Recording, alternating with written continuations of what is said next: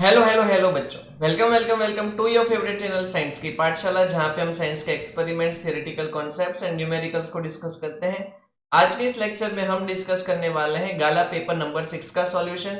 इससे पहले हमने पेपर नंबर 2, 3, 4 एंड 5 के भी सॉल्यूशन कर लिए हैं। मार्वल के भी पेपर के सॉल्यूशन कर लिए हैं। उन सब की लिंक आपको नीचे डिस्क्रिप्शन में और पिन कमेंट में मिल जाएगी। बिना टाइम वेस्ट किए अब हम इसका डिस्कशन स्टार्ट करते हैं। क्या बात है सर, क्या बात है सर। सबसे पहले आएगा सेक्शन ए, जिसमें ऑब्जेक्टिव टाइप के क्वेश्चन पूछे जाते हैं। फर्स्ट क्वेश्चन में पूछा है an aqueous solution of which salt has pH of 7। PH 7 का मतलब ये हुआ कि एक न्यूट्रल सॉल्ट है। न्यूट्रल सॉल्ट बनता है स्ट्रॉन्ग एसिड और स्ट्रॉन्ग बेस के कॉम्बिनेशन से। तो एक स्ट्रॉन्ग बेस होता है KOH और दूसरा स्ट्रॉन्ग एसिड होता है HNO3।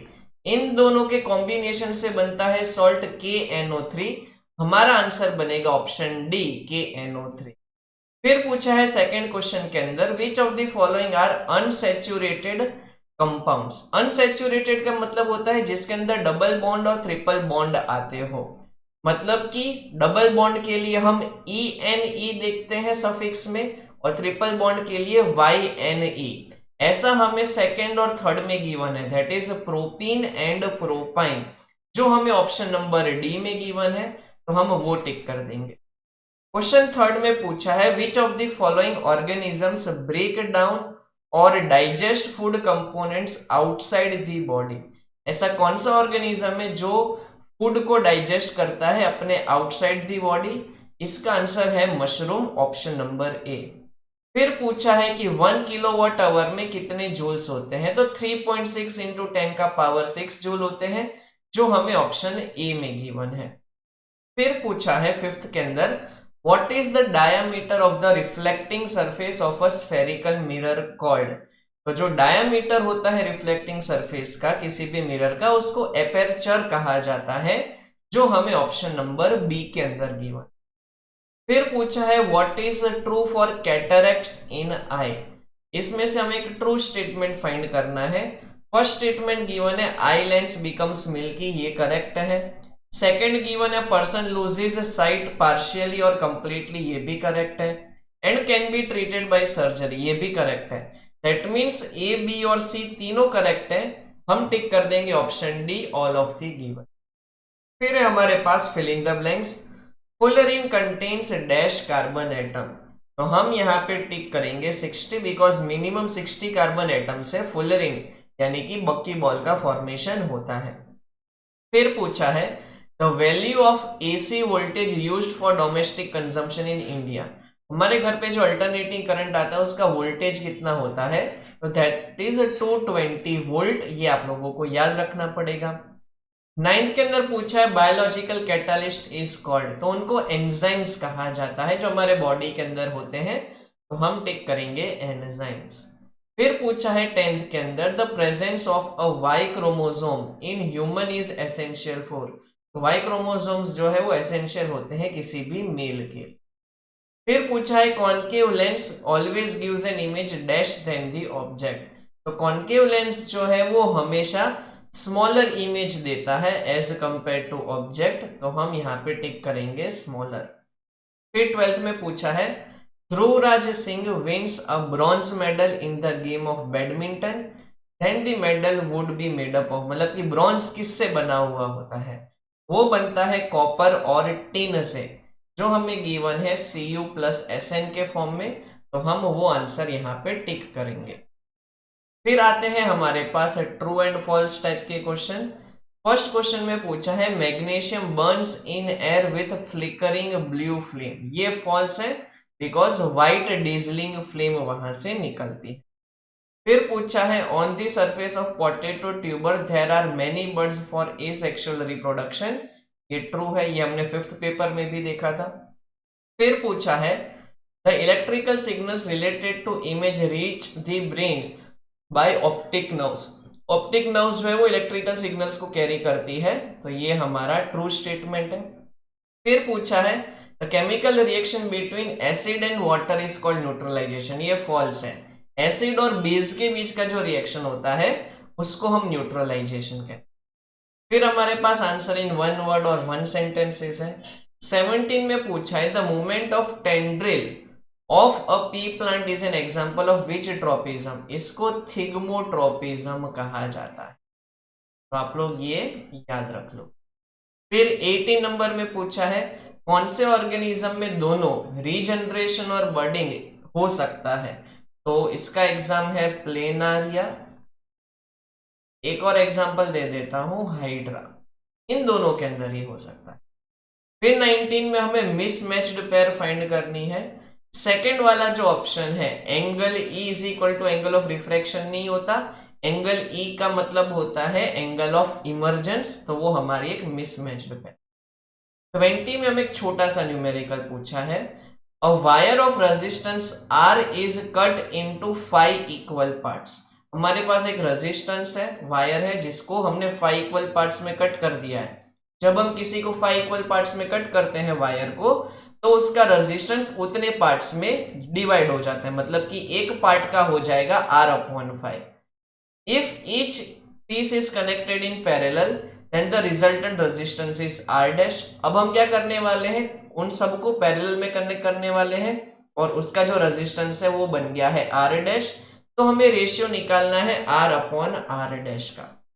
तो हमारे पास 1/R dash का फॉर्मूला क्या बनेगा, क्योंकि सारे के सारे जो रेजिस्टेंस है वो कट हो चुके हैं, हर एक का रेजिस्टेंस R/5 हो चुका है, तो हम ऐसे लिख सकते हैं सबका रेजिस्टेंस है R/5। ये 5 सारे के सारे ऐड हो जाएंगे, ठीक है, और नीचे रह जाएगा हमारे पास R। ये है हमारे पास 1/R डैश। तो 1/R dash is equal to क्या बनेगा, 25/R। हमें क्वेश्चन के अंदर पूछा था R/R डैश, तो R/R डैश करोगे तो आंसर क्या आएगा, 25। This is our final answer. फिर 21 जो है वो हमारा मैच द फॉलोइंग है। मेड्यूला ऑब्लंगेटा क्या कंट्रोल करता है, तो वो कंट्रोल करता है सलाइवेशन, जो हमें गिवन है ऑप्शन नंबर सी के अंदर। फिर पूछा है सेरिबेलम। सेरिबेलम का काम होता है हमारे बॉडी को बैलेंस करना। फिर है ग्रास, फ्लावर्स एंड लेदर, ये सारे के सारे बायोडिग्रेडेबल होते हैं। फिर पॉलीथीन, ग्लास और प्लास्टिक, ये सारे के सारे नॉन बायोडिग्रेडेबल होते हैं। इस तरीके से हमारा सेक्शन ए फिनिश होता है। नेक्स्ट हमारे पास सेक्शन बी के क्वेश्चन, जिसमें हमें एनी 9 लिखने होते हैं। 25th क्वेश्चन में पूछा है why is respiration and exothermic process. तो जब भी रेस्पिरेशन होता है हमारे बॉडी के अंदर, तो उस टाइम पे ग्लूकोज का ब्रेक डाउन होता है। जो हम फूड कंज्यूम करते हैं उससे हमें मिलता है ग्लूकोज, उस ग्लूकोज का ब्रेक डाउन होगा इन प्रेजेंस ऑफ ऑक्सीजन, जिससे लार्ज अमाउंट में हीट निकलती है। और जब बॉडी में से हीट निकलती है तो ऐसी प्रोसेस को हम कहते हैं एक्सोथर्मिक प्रोसेस, इसलिए रेस्पिरेशन को कहा जाएगा एक्सोथर्मिक प्रोसेस। फिर पूछा है 26 के अंदर, you have surely seen dull copper utensils being cleaned with lemon और tamarind juice, explain why are such sour substances effective for cleaning utensils. हमने कई बार देखा होगा कि जो कॉपर के यूटेंसिल्स जो डल हो चुके हैं उसको क्लीन करने के लिए हम सॉर सब्सटेंसेस यानी कि लेमन या तो टेमरिंड जूस का यूज करते हैं। ऐसा क्यों, बिकॉज जब भी कोई कॉपर का वेसल या यूटेंसिल डल हो जाता है तो उसके ऊपर बन जाती है कॉपर कार्बोनेट की लेयर। ये कॉपर कार्बोनेट की लेयर जो है उसकी शाइनिंग को रिमूव कर देती है। तो जब भी हम यहाँ पे ऐसे जूसेस यूज करते हैं जिसके अंदर साइट्रिक एसिड होता है, वो एसिड इस पर्टिकुलर लेयर को डिसॉल्व कर देता है। ये लेयर वहां से रिमूव हो जाएगी, जिसकी वजह से जो कॉपर का वेसल है उसकी शाइनिंग जो है वो रीगेन हो जाएगी। फिर पूछा है 27 में what are enzymes and what are the function of digestive enzyme. Enzyme का तो क्वेश्चन अभी हमने देखा था 1 मार्क में कि उनको हम कहते हैं बायोलॉजिकल कैटालिस्ट। हमारे बॉडी के अंदर डिफरेंट डाइजेस्टिव एंजाइम्स प्रेजेंट है, जैसे कि amylase, lipase, pepsin, trypsin etcetera. ये सारे के सारे केमिकल डाइजेशन में काम में आते हैं, यानी कि हम जो भी कॉम्प्लेक्स फूड पार्टिकल्स को कंज्यूम करते हैं उन कॉम्प्लेक्स फूड पार्टिकल्स को सिंपल पार्टिकल्स में वो कन्वर्ट करते हैं। बाद में ये जो सिंपल फूड के मॉलिक्यूल्स हैं उनको ब्लड एब्जॉर्ब कर लेता है और बाद में एनर्जी जो है वो पूरे बॉडी में हमारे ट्रैवल करेगी। फिर पूछा है ए सेक्सुअल रिप्रोडक्शन और सेक्सुअल रिप्रोडक्शन में क्या डिफरेंस है। तो ए सेक्सुअल रिप्रोडक्शन जो है वो यूनिपेरेंटल मतलब कि एक पेरेंट से ही पॉसिबल हो जाता है। फिर है सेक्सुअल रिप्रोडक्शन जहाँ पे दोनों पेरेंट्स की रिक्वायरमेंट होती है। फिर यहाँ पे सोमेटिक सेल इन्वॉल्व होते हैं, इस केस में जर्म सेल्स इन्वॉल्व होते हैं। यहाँ पे स्पोर्स का फॉर्मेशन होता है, यहाँ पे गैमेट्स का फ्यूजन होता है।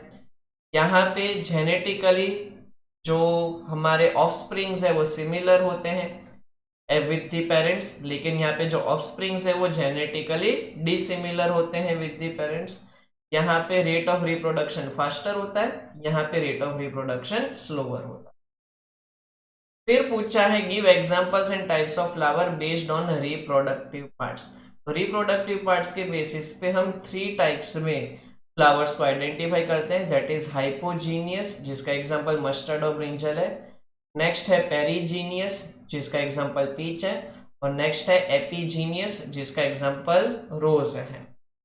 टिंडल इफेक्ट क्या होता है, ये आप लोगों ने 9th स्टैंडर्ड में भी देखा था। जब लाइट स्कैटर्ड होती है ड्यू टू कॉलोइडल पार्टिकल्स, जब कॉलोइडल पार्टिकल्स में से लाइट ट्रैवल करेगी तो वो स्प्रेड हो जाएगी। उस स्प्रेडिंग के फेनोमेना को ही हम कहते हैं टिंडल इफेक्ट, जिसको सिंपल लैंग्वेज में स्कैटरिंग ऑफ लाइट कहा जाता है। उस केस में हमें लाइट का पाथ जो है वो कंप्लीटली विजिबल होता है।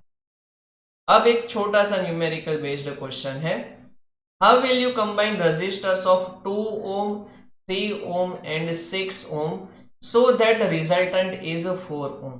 हमें रिजल्टेंट 4 ohm लाना है। एक चीज आपको पता होनी चाहिए कि जब भी हम रजिस्टर को पैरेलल में कनेक्ट करते हैं तो इक्विवेलेंट रेजिस्टेंस जो है वो डिक्रीज होता है, और जब हम सीरीज में कनेक्ट करते हैं तो इक्विवेलेंट रेजिस्टेंस इंक्रीज होता है। हमें यहाँ पे जो 4 ohm वाला आंसर चाहिए वो 2 से ज्यादा चाहिए, 3 से भी ज्यादा चाहिए, लेकिन 6 से कम होना चाहिए। मान लो मैं पहले 6 ohm एंड 3 ohm को पैरेलल में कनेक्ट करो तो क्या बनेगा मेरा इक्विवेलेंट 1/6 प्लस 1/3। अगर मैं यहाँ पे एलसीएम 6 का ले लूं तो यहाँ पे बन जाएगा 1 + 2 दैट इज 1/r डैश, तो 1/r डैश बन जाएगा 3/6, तो r डैश बन जाएगा मेरा 2 ohm। तो जब मैंने 6 और 3 को पैरेलल में कनेक्ट किया तो उस केस में मेरा जो इक्विवेलेंट रेजिस्टेंस है वो कितना बना, 2 ohm बना। मुझे आंसर चाहिए 4 ohm, तो मुझे ये पता चल गया कि ये दोनों मिलके 2 ohm का काम कर रहे हैं, तो अगर मैं इसके साथ सीरीज में 2 ohm को लगा दूंगा तो मेरा जो 4 ohm वाला आंसर है वो आ जाएगा। दैट मीन्स हमें यहाँ पे 6 और 3 को पैरेलल में लगाना पड़ेगा, उसके साथ अगर हम 2 को सीरीज में लगाएंगे तो हमें इक्विवेलेंट रेजिस्टेंस 4 ohm मिल जाए। फिर पूछा है इलेक्ट्रिक करंट की डेफिनेशन, तो इसकी डेफिनेशन आप लोग नोट कर देना, amount of electric charge flowing per unit time is called electric current. कितना चार्ज फ्लो होता है पर यूनिट टाइम उसको हम इलेक्ट्रिक करंट कहते हैं। इलेक्ट्रिक करंट का सिंबल I होता है, चार्ज का सिंबल Q होता है और टाइम का सिंबल T होता है। तो फॉर्मूला बनता है I = Q/T, और इलेक्ट्रिक करंट को मेजर किया जाता है एम्पियर में, जिसको हम कैपिटल A से डिनोट करते हैं। तो हमारा आंसर यहाँ पे ये फिनिश होता है। फिर पूछा है on what factors does the magnetic field strength of an electromagnet depend. किसी भी इलेक्ट्रोमैग्नेट में जो मैग्नेटिक फील्ड होती है वो कौन से फैक्टर्स के ऊपर डिपेंड करती है। तो इलेक्ट्रोमैग्नेट में बहुत सारे टर्न्स होते हैं, अगर हम वो नंबर ऑफ टर्न्स को इंक्रीज कर देंगे तो मैग्नेटिक फील्ड स्ट्रेंथ भी इंक्रीज हो जाएगी। साथ साथ में अगर हम करंट की वैल्यू को चेंज करेंगे या तो इंक्रीज करेंगे तो उस केस में भी मैग्नेटिक फील्ड स्ट्रेंथ इंक्रीज हो जाएगी। फिर नेक्स्ट क्वेश्चन पूछा है what can be contributed to reduce the problem of waste disposal. हमें वेस्ट डिस्पोजल की प्रॉब्लम को कैसे रिड्यूस करना है और दो मेथड हमें यहाँ पे लिख, तो हम यहाँ पे वो मेथड्स, पहले मेथड देखते हैं कि हम सबसे पहले सेपरेट कर सकते हैं biodegradable substances and non biodegradable substances को। हम बायोडिग्रेडेबल सब्सटेंसेस का कंपोस्टिंग कर सकते हैं जिसकी वजह से हमें लास्ट में मिलेगा ह्यूमस, जिसको हम फर्टिलाइजर के फॉर्म में भी यूज कर सकते हैं। सेकेंड मेथड क्या है, तो हम रिड्यूस, रीयूज और रिसाइकल चीज कर सकते हैं और नॉन बायोडिग्रेडेबल सब्सटेंसेस, जैसे कि प्लास्टिक का हम मल्टीपल टाइम्स यूज कर सकते हैं। ठीक है, तो वो सब कुछ हम यहाँ पे करेंगे तो हमारा जो वेस्ट का प्रॉब्लम है वो रिड्यूस हो जाए। फिर 35 नंबर का क्वेश्चन, ये तो लास्ट पेपर में 4 मार्क्स में भी पूछा था। What are trophic levels, give an example of food chain and state its various levels. Tropical levels अलग अलग होते हैं, आपको पता ही है। हम first tropical level, second tropical level, third और फोर्थ, ऐसे टोटल 4 ट्रॉपिक लेवल देखते हैं। ट्रॉपिकल लेवल एक्चुअल में क्या है, तो एक्चुअल में वो एनर्जी लेवल्स होते हैं जहां पे डिफरेंट ऑर्गेनिजम्स जो है पोजीशन किए जाते हैं किसी भी फूड चेन के या तो फूड वेब के, और इसको इकोलॉजिकल पिरामिड भी कहा जाता है। फर्स्ट ट्रॉपिकल लेवल में प्रोड्यूसर्स आते हैं जिनका काम होता है फूड को प्रोड्यूस करना। सेकेंड ट्रॉपिकल लेवल में primary consumers, third tropical level में secondary consumers and fourth level के अंदर आते हैं टर्शियरी कंज्यूमर्स। अगर हम इसका एग्जांपल देखें तो सन से जो एनर्जी आती है, ठीक है, वो ग्रास एब्जॉर्ब करता है जिससे वो फूड बनाता है। उस ग्रास को कंज्यूम करता है ग्रास हॉपर, ग्रास हॉपर को कंज्यूम करता है एक श्रू नाम का एनिमल, और श्रू को कंज्यूम करता है आउल। तो इस तरीके से जो है यहाँ पे एनर्जी का ट्रांसफर होता है किसी भी फूड चेन। नेक्स्ट क्वेश्चन है लिम्फ क्या है और उसका फंक्शन, ये भी पहले पूछा गया है एक बार। तो lymph helps to remove the extra fluid present in the spaces between the cells by transferring into the blood stream। lymph जो है हमारे सेल के बीच में जो एक्स्ट्रा फ्लूइड होता है उसको ब्लड स्ट्रीम में ट्रांसफर कर देता है, जिसकी वजह से स्पेस जो है एक्स्ट्रा वो रिमूव हो जाती है। It also helps absorb fat from small intestine by carrying them to the bloodstream। ये फैट को भी एब्जॉर्ब करने के काम में आता है। The white blood cell present in the lymph help in fighting against the foreign pathogens। जो white blood cells है इनको फाइटर्स भी कहा जाता है, बिकॉज जो पैथोजेंस यानी कि बैक्टीरिया, वायरस हमारे बॉडी के अंदर अगर एंटर करते हैं तो उनके अगेंस्ट व्हाइट ब्लड सेल्स जो लिम्फ के अंदर प्रेजेंट है वो फाइट करते हैं। फिर पूछा है 37 के अंदर, a current carrying rod when placed in a magnetic field state eight which position will the maximum magnetic force can be experience. तो मैक्सिमम मैग्नेटिक फोर्स जो लगता है उसका फॉर्मूला होता है BIL sin थीटा। ये एक ऐसी चीज बता रहा हूं जो आप लोग हायर स्टैंडर्ड में देखने वाले हो, लेकिन इसका यूज यहाँ पे ही पूछ लिया है। अब साइन की मैक्सिमम वैल्यू क्या होती है 1, क्योंकि आप मैथ्स जानते ही हो, साइन थीटा की मैक्सिमम वैल्यू होती है 1। कौन से एंगल पे होती है 90 डिग्री पे। दैट मीन्स जब भी हमारे पास यहाँ पे कोई करंट कैरिंग कंडक्टर और मैग्नेटिक फील्ड इन दोनों के बीच में अगर 90 डिग्री का एंगल होगा तब मैक्सिमम मैग्नेटिक फोर्स लगेगा। मतलब कि at the angle of 90 degree the force will be maximum. साथ साथ में पूछा है कि कब वो नो मैग्नेटिक फोर्स एक्सपीरियंस करेगा। नो मैग्नेटिक फोर्स का मतलब जीरो फोर्स कब जीरो होगा। तो आप मुझे बताओ कि साइन थीटा की वैल्यू जीरो कब होती है 0 डिग्री पे, क्योंकि 0 degree is equal to sine 0 की बात करें तो वहां पे हमें क्या मिलता है 0। तो जब भी एंगल 0 डिग्री होगा यानी कि पैरेलल वाली कंडीशन, जब यहाँ पे हमारे पास करंट और मैग्नेटिक फील्ड पैरेलल होंगे तो फोर्स 0 लगेगा। जब करंट और मैग्नेटिक फील्ड एक दूसरे से परपेंडिकुलर होंगे तो फोर्स मैक्सिमम लगे। अब है हमारे पास सेक्शन सी के क्वेश्चन जिसमें से हमें NE6 लिखने होते हैं। 38 नंबर के क्वेश्चन में पूछा है brown coloured copper nitrate powder is heated in hard glass test tube. हमारे पास ब्राउन कलर का कॉपर नाइट्रेट है जिसको हमने हीट किया, जिसकी वजह से हमें बाद में मिला कॉपर ऑक्साइड ब्लैक कलर में, ऑक्सीजन गैस मिली और एक ब्राउन कलर की गैस मिली जिसको हमने एक्स कह दिया। सबसे पहले हमें इसका बैलेंस्ड केमिकल इक्वेशन लिखना है। ये केमिकल इक्वेशन मैंने आप लोगों को यहाँ पे प्रोवाइड कर दिया है। जब भी हम कॉपर नाइट्रेट को हीट करेंगे तो वहां पे कॉपर ऑक्साइड, नाइट्रोजन डाइऑक्साइड और ऑक्सीजन मिलेगा। ये ऑलरेडी मैंने आपको बैलेंस्ड इक्वेशन प्रोवाइड कर दिया है। कौन सी ये ब्राउन कलर की एक्स नाम की गैस है, तो वो है हमारी नाइट्रोजन डाइऑक्साइड।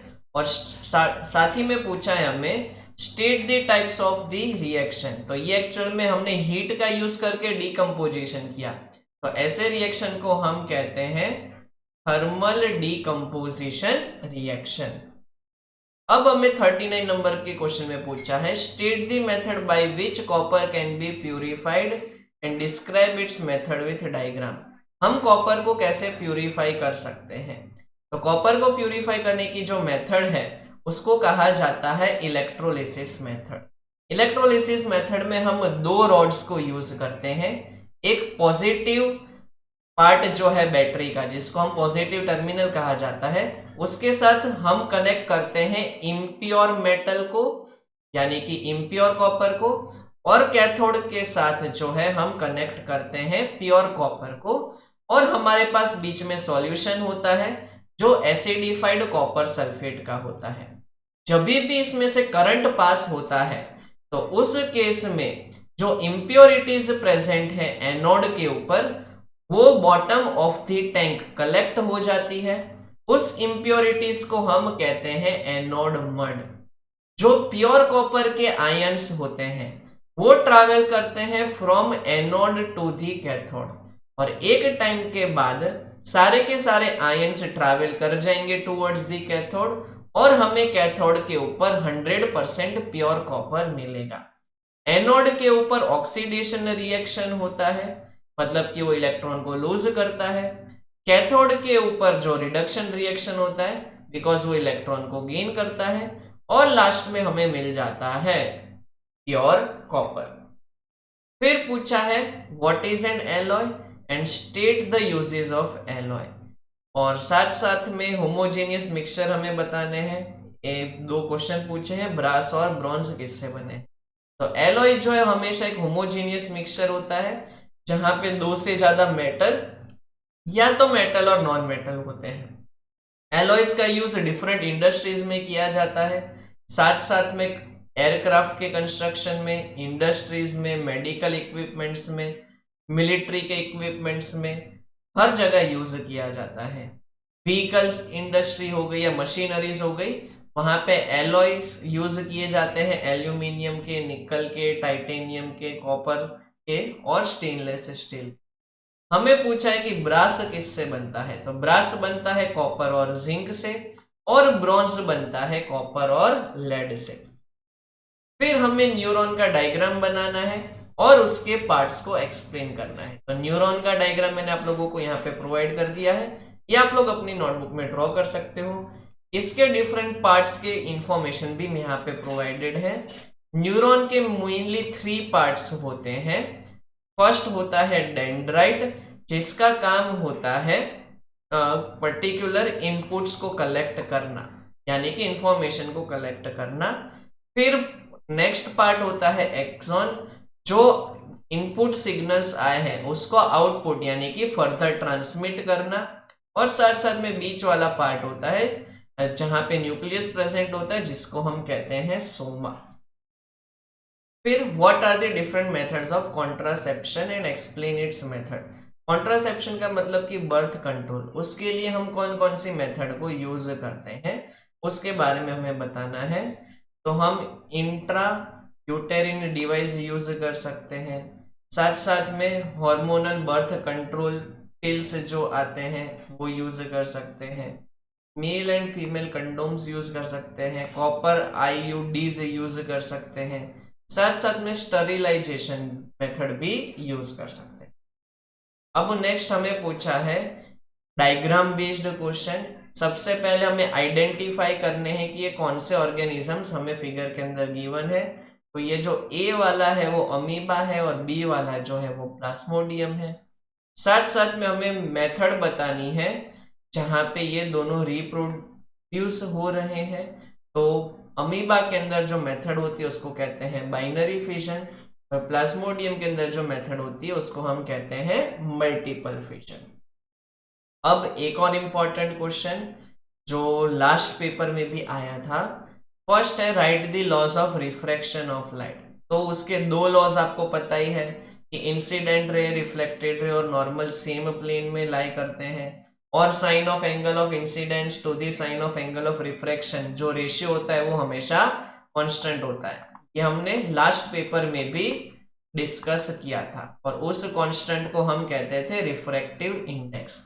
जो इंपॉर्टेंट पार्ट है वो नेक्स्ट क्वेश्चन है, if the refractive index of a rectangular glass slab is n1 and the refractive index of other medium is n2।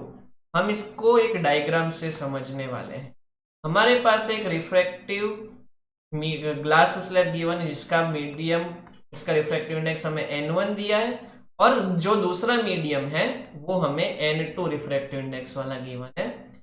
First case में पूछा है, now when a ray of light is incident on rectangular glass slab, draw the रे diagram emerging from the rectangular glass slab for the following cases. हमें तीन cases के लिए तीन रे डायग्राम बनाने हैं। फर्स्ट केस है n1 is greater than n2, मतलब कि फर्स्ट केस में ये डेंसर मीडियम की तरह वर्क करेगा, ये रेरर मीडियम की तरह, और ये भी रेरर मीडियम की तरह। हम फर्स्ट डायग्राम बना रहे हैं। तो फर्स्ट डायग्राम के लिए जब लाइट ऐसे रेरर से डेंसर में जाती है तो वो बेंड हो जाती है टुवर्ड्स नॉर्मल, मतलब कि एंगल आर जो है वो छोटा हो जाएगा। फिर लाइट ट्रैवल करेगी अवे फ्रॉम नॉर्मल, तो एंगल ऑफ इमर्जेंस बढ़ जाएगा। ठीक है। सेकेंड केस हमें पूछा है n1 is equal to n2, मतलब कि दोनों के दोनों जो मीडियम है उसका रिफ्रैक्टिव इंडेक्स सेम है, तो उस केस में लाइट बिल्कुल भी बेंड नहीं हो, बिकॉज जब रिफ्रैक्टिव इंडेक्स में डिफरेंस होता है तो ही लाइट बेंड होती है। क्योंकि यहाँ पे n1 is equal to n2 है तो लाइट बेंड ही नहीं होगी। और थर्ड वाले केस में वापिस से हम रे डायग्राम बनाएंगे, तो उसमें हमें पूछा होगा कि यहाँ पे n1 is less than n, मतलब कि हमें ये रेरर दे दिया है, ये डेंसर दे दिया है, और ये भी ऑब्वियसली हमारा डेंसर ही। तो इस केस में अगर हम रे डायग्राम बनाएंगे तो जब लाइट रेरर से डेंसर में जाती है तो वो बेंड होती है अवे फ्रॉम नॉर्मल, मतलब कि एंगल बहुत ज्यादा चेंज हो जाए। ठीक है, ये वाला एंगल ज्यादा हो जाएगा एज कंपेयर टू आई। फिर रेरर टू डेंसर जब जाएगी तो वो टूवर्ड्स नॉर्मल, मतलब कि ये वाला एंगल कम हो जाएगा। ठीक है, angle i will be less than angle r. तो denser to rarer away from normal और rarer to denser towards normal, तो इस तरीके से एंगल चेंज हो जाएगा। ये थ्री रे डायग्राम आप लोगों को याद रखने। फिर अगेन रे डायग्राम का क्वेश्चन है, state the types, size and position of image formed by a convex lens when object is on 2f। हमें कॉन्वेक्स लेंस के लिए ऑब्जेक्ट अगर 2f पे है, तो आपको देखो ऑलरेडी फर्स्ट रे डायग्राम मैंने यहाँ पे बता ही दिया है। उस केस के अंदर इमेज भी कहाँ पे बनेगी, 2f पे। तो पोजीशन ऑफ इमेज पूछे तो एट 2f2 आप लोग लिख सकते हो। साइज ऑफ इमेज पूछे तो क्या आएगा, सेम साइज। और नेचर पूछे तो रियल एंड इन्वर्टेड। नेक्स्ट रे डायग्राम पूछा है, object is between f and 2f, तो ये वाला सेकेंड रे डायग्राम है। इसके लिए इमेज आप देखोगे तो कहां पे बन रही है, बियॉन्ड 2f2, और इमेज की साइज कैसी है, लार्जर, तो आप लिखोगे लार्जर देन दी ऑब्जेक्ट। साथ साथ में नेचर कैसा है, तो अगेन रियल एंड इन्वर्टेड। ये रे डायग्राम आप लोगों को आने चाहिए। फिर एक न्यूमेरिकल क्वेश्चन है 46 नंबर का हमारे पास, वृंदा यूजेस 400 वॉट फ्रिज। हमारे पास फ्रिज का पावर गिवन है 400 वॉट, टाइम हमें गिवन है 8 आवर्स पर डे, मतलब कि वो फ्रिज एक दिन में 8 आवर्स यूज होता है। दिसंबर का महीना है, मतलब कि दिसंबर के महीने में होते हैं 31 डेज। हमें दिसंबर मंथ का बिल निकालना है। अगर कॉस्ट पर किलोवाट आवर जो है वो हमारी है ₹10, तो एक्चुअल में हमें यहाँ पे बिल निकालना है। बिल निकालने के लिए हम निकालते हैं इलेक्ट्रिकल एनर्जी कितनी कंज्यूम हुई। इलेक्ट्रिकल एनर्जी का फॉर्मूला होता है पावर इनटू टाइम। तो 400 मल्टीप्लाई बाय 8 आवर्स हुए और टोटल यहाँ पे होने वाले हैं 31 डेज। साथ साथ में जब हम यहाँ पे इसको किलोवाट आवर में कन्वर्ट करने का ट्राई करेंगे तो यहाँ पे हमें करना पड़ेगा डिवाइड बाय 1000। तो ये 2 जीरो से ये 2 जीरो कैंसिल हो जाएंगे। 8 इंटू 4 करोगे तो आएगा 32 इंटू 31 डिवाइड बाई 10। अब आप लोगों को यहाँ पे इसको मल्टीप्लाई करना पड़ेगा, मैं भी यहाँ पे मल्टीप्लाई कर लेता हूँ। तो 32 इंटू 31 आप लोग अगर करोगे यहाँ पे तो आएगा आप लोगों के पास आंसर 992 डिवाइड बाई 10, मतलब कि 99.2 किलो वॉट आवर। तो अगर हमारा 1 किलो वॉट आवर एनर्जी है तो हम ₹10 देते हैं, ठीक है। और अगर हमारा किलोवाट आवर 99.2 बनता है, 99.2 किलोवाट आवर बनता है, तो हम कितना रुपीस देंगे? तो 99.2 मल्टीप्लाई बाई ₹10, यानी कि हम टोटल देंगे 992 रुपीज। इस तरीके से ये क्वेश्चन जो है आप लोगों को करना है। नेक्स्ट है हमारे पास सेक्शन डी के क्वेश्चन, जिसमें हमें एनी 5 अटेम्प्ट करने होते हैं। फर्स्ट क्वेश्चन में पूछा है what is meant by indicator और state its type and how will you test acid base using olfactory indicators, explain with an example. Actual में इंडिकेटर ऐसे केमिकल सब्सटेंसेस होते हैं जो कलर में चेंज करते हैं या तो ऑर्डर में चेंज करते हैं। जो कलर में चेंज होते हैं उनको कहा जाता है एसिड बेस इंडिकेटर्स। एक्चुअल में दोनों एसिड बेस इंडिकेटर्स ही होते हैं, जहां पे हम फिनोफ्थैलीन है, मिथाइल ऑरेंज है, उन सबको यूज करते हैं। और दूसरे होते हैं जहां पे उनका पर्टिकुलर टेस्ट चेंज हो जाए या तो ऑर्डर चेंज हो जाए, ऐसे इंडिकेटर्स को हम कहते हैं ऑल्फैक्टरी इंडिकेटर्स। तो दो टाइप के इंडिकेटर्स होते हैं, एक कलर में चेंज करते हैं वो, और दूसरा जो पर्टिकुलर ऑर्डर में चेंज करे उनको हम कहते हैं ऑल्फैक्टरी इंडिकेटर्स।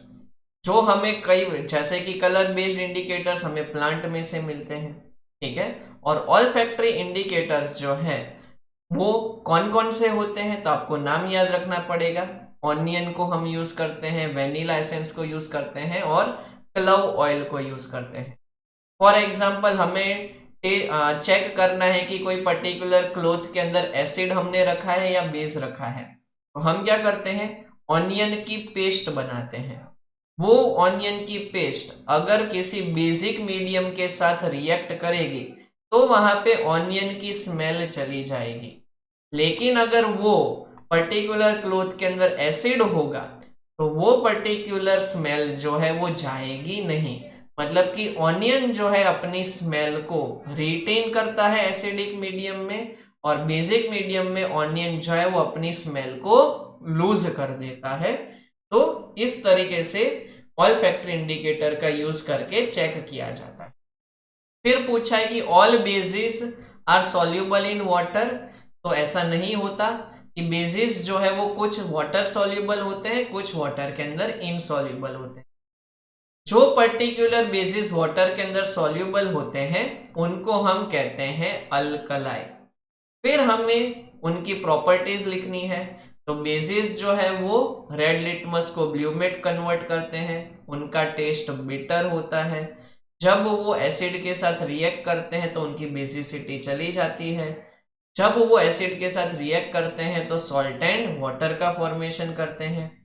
ये इलेक्ट्रिसिटी को भी कंडक्ट करेंगे और इनका जो नेचर है वो स्लिपरी या तो सोपी हो। हमें बेसिस के एग्जाम्पल याद रखने हैं, NaOH एंड KOH, जिसको कॉस्टिक सोडा और कॉस्टिक पोटाश भी कहा जाता है। फिर हमें NH3 के अंदर कोवालेंट बॉन्ड का फॉर्मेशन करना। तो NH3 के अंदर हमारे पास नाइट्रोजन के पास जो आउटर मोस्ट शेल में 5 इलेक्ट्रॉन्स होते, उन इलेक्ट्रॉन्स के साथ यहाँ पे 1 हाइड्रोजन आएंगे। इस तरीके से जो डॉट है वो नाइट्रोजन के इलेक्ट्रॉन्स है, जो क्रॉस है वो हाइड्रोजन के इलेक्ट्रॉन्स है। हाइड्रोजन को 2 इलेक्ट्रॉन चाहिए स्टेबल होने के लिए, तो हम ऐसे सर्कल बना देंगे। ये सर्कल ऐसा सजेस्ट करते हैं कि हाइड्रोजन के 2 इलेक्ट्रॉन कंप्लीट हो चुके। फिर नाइट्रोजन को टोटल 8 इलेक्ट्रॉन चाहिए स्टेबल होने के लिए, तो हम ऐसा सर्कल बनाएंगे कि उसके पास 8 इलेक्ट्रॉन्स आ जाए। तो इस तरीके से अमोनिया का फॉर्मेशन हो। फिर हमें पूछा है Cl2 का फॉर्मेशन कैसे होगा। तो Cl के पास आउटर मोस्ट में 7 इलेक्ट्रॉन्स होते हैं, वो इस तरीके से अरेंज हो। दूसरा Cl है, उसके पास भी 7 इलेक्ट्रॉन्स होंगे इस तरीके से। दोनों को 1 इलेक्ट्रॉन की रिक्वायरमेंट है टू गेट स्टेबिलिटी।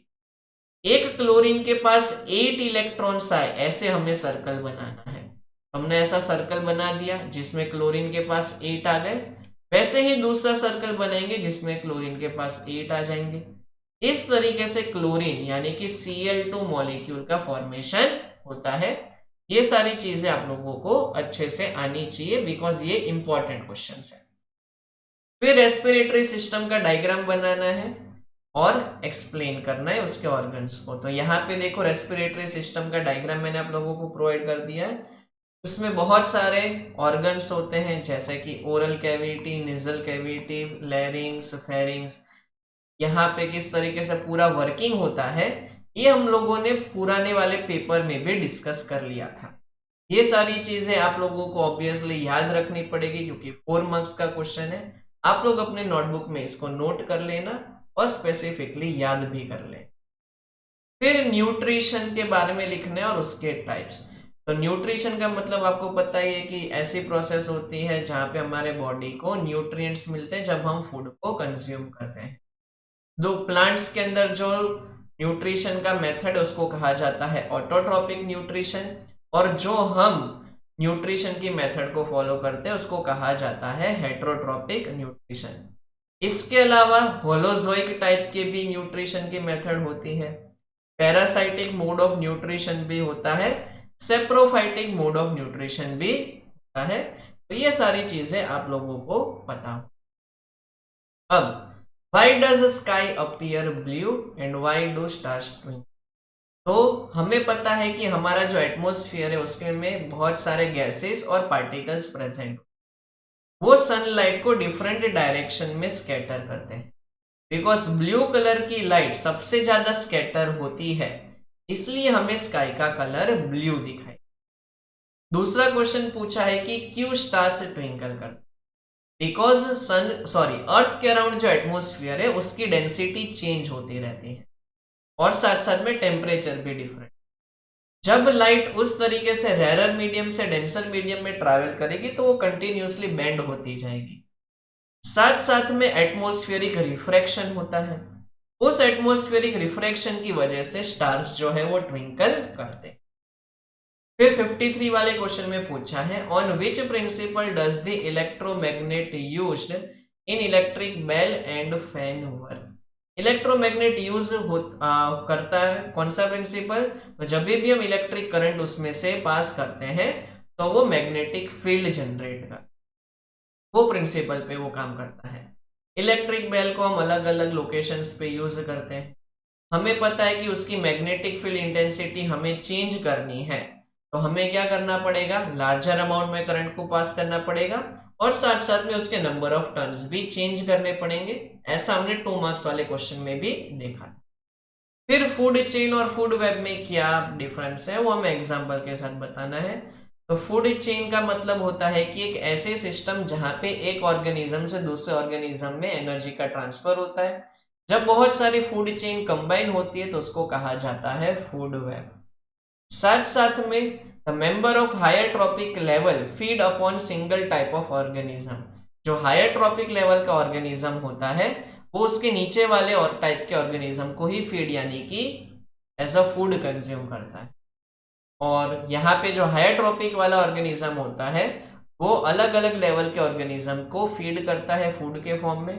बहुत ही बेसिक क्वेश्चन है, आप लोगों को यहाँ पे पूरा मैंने आंसर दे दिया, आप अपने नोटबुक में नोट कर सकते हो।